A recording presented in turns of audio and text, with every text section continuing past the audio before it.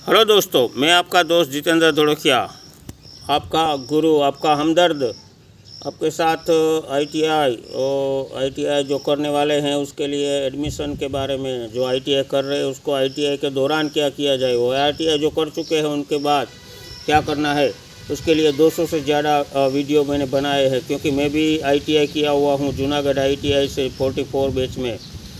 तो मैं आपका हमदर्द हूँ। मुझे लगता है कि मेरे दोस्तों को पूरी इन्फॉर्मेशन मिलनी चाहिए, क्योंकि मेरी ज़िंदगी भी एक ऐसी ही इन्फॉर्मेशन के ज़रिए आज संवरी है। और मैं 25 साल से इस आईटीआई में इंस्ट्रक्टर के तौर पे काम कर रहा हूँ। मैंने 10 साल बारडोली, 5 साल जूनागढ़ और 15 साल से यहाँ केशोद में जॉब कर रहा हूँ, और 1 साल से अभी गिर सोमनाथ में अप्रेंटिस एडवाइज़र के तौर पे हूँ।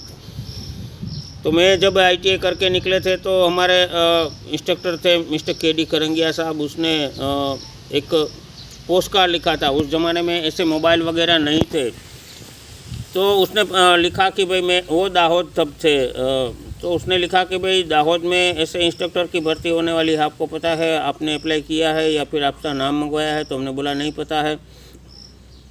हम सीधे गए एम्प्लॉयमेंट ऑफिस जूनागढ़ पे, जो रंग महल में है। वहाँ जाके पता किया और पूछा उससे कि भाई अप्रेंटिस के आईटीआई के इंस्ट्रक्टर के लिए कोई नाम वाम बोले नहीं, हमको तो नहीं पता।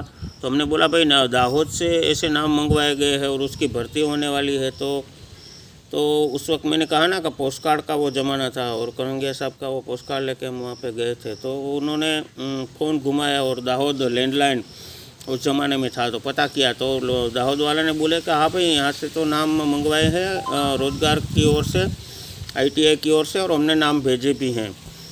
तो हमने बोला यहाँ पे से क्यों नहीं मंगवाए गए? बोले वो तो आपके डिपार्टमेंट ने जहाँ से मंगवाए होंगे उसको मालूम हुआ होगा। तो दूसरे दिन बोरिया बिस्तरा लेके पहुँच गए सीधे गांधीनगर आईटीआई की बड़ी ऑफिस, वहाँ जीवराज मेहता भवन पे, और उसको पूछा कि भाई जूनागढ़ में नाम नहीं है, दाहोद में?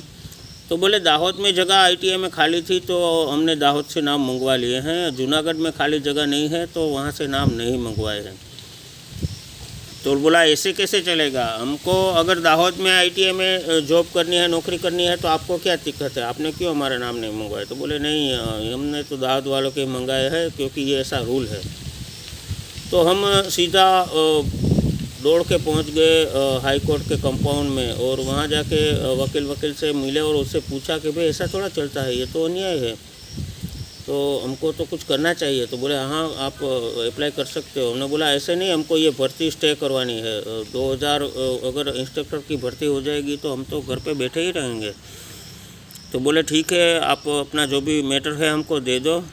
हमारे पास पैसे भी नहीं थे। हमने अपनी घड़ी वगैरह सब, सर्टिफिकेट वगैरह सब गिरवी रख के उस वकील को बोला कि ये रखिए, आपकी जो फ़ीस है वो हम आपको बाद में देंगे, अभी तो पैसा इतना लेके आए नहीं है। और दूसरे दिन सुबह में हमने उस जो भर्ती थी उसके ऊपर स्टे ऑर्डर ले लिया, और गवर्नमेंट को बताया कि भाई हम लोग हैं और हमको भी आपको बुलाना चाहिए, हमें भी वहाँ पे काम करने का मौका मिलना चाहिए। तो दोस्तों ऐसी बातें हैं। आप अगर घर पे बैठे रहेंगे तो आपका कुछ नहीं होगा। आपको बाहर निकलना है, आपको एम्प्लॉयमेंट न्यूज़ देखना है, आपको एम्प्लॉयमेंट ऑफिस जाना है, आपको रोज़ पेपर देखना है। नज़दीकी जो लाइब्रेरी में है तो वहाँ जाके पढ़िए, अगर घर पे या फिर ग्राम पंचायत में आते हैं तो देखिए, नहीं है तो फिर ऑनलाइन में पढ़ते रहिए और कहीं से भी पता करते रहिए। बहुत सारे दोस्त जो हैं वो पूछ रहे हैं कि सर हमें आपका नंबर वगैरह चाहिए, तो मैं उसको बता दूं कि भाई नंबर की तो बात ऐसी है कि इतने सारे आप दोस्त हैं तो हम आपको नंबर तो नहीं साझा कर सकते, क्योंकि पूरे भारत से बच्चे हैं। तो आपको मैं एक पेज का सुझाव देता हूं। ये जो पेज है मेरा अपना पेज है, जितेंद्र धोड़किया करके, तो आप ज़रा सर्च करेंगे तो आपको ये पेज मिल जाएगा। तो उसके ऊपर आईटीआई के रिलेटेड जो भी जानकारियाँ है वो मैं साझा करता हूँ। देखिए, एडमिशन का प्रोसेस के बारे में है, ये माहिती पुस्तिका के बारे में है, तो आप ज़रा उसको देखना। और ये ओवरसीज़ का सेमिनार है ऑनलाइन जो किया था उसके बारे में है। जो भी जानकारी है वो वहाँ पे है। ये देखिए, व्हाट्सएप का ग्रुप है, आप चाहे तो व्हाट्सएप ग्रुप में ज्वाइन हो सकते हैं। इसमें पूरा अपडेट हम देते रहते हैं। आप इस पेज के माध्यम से उस व्हाट्सएप ग्रुप में इस लिंक को अगर क्लिक करेंगे तो आप उस ग्रुप में भी ऐड हो जाएंगे और आपको जानकारियाँ पूरी की पूरी मिलती रहेंगी। और ये देखिए पूरा कच्चा चिट्ठा है। ITI के बाद डिप्लोमा कर सकते हैं और ओवरसीज़ का है, ITI की एग्ज़ाम कैसे होगी, सारा जो भी है मेरे पास जानकारियाँ मैं आपके साथ साझा करता रहता हूँ।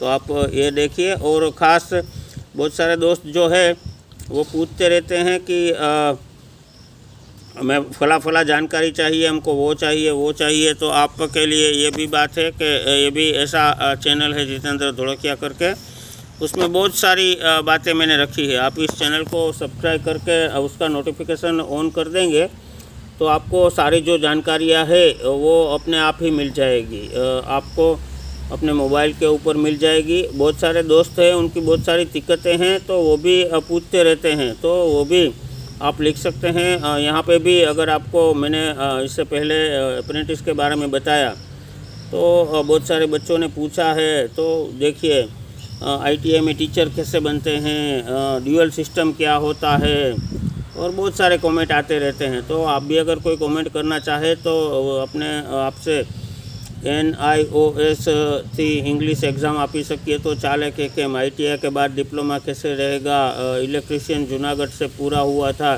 GCVT में तो NCVT कैसे करना है, 9 पास है तो 2 व्हीलर में मुझे एडमिशन मिल सकता है कि नहीं।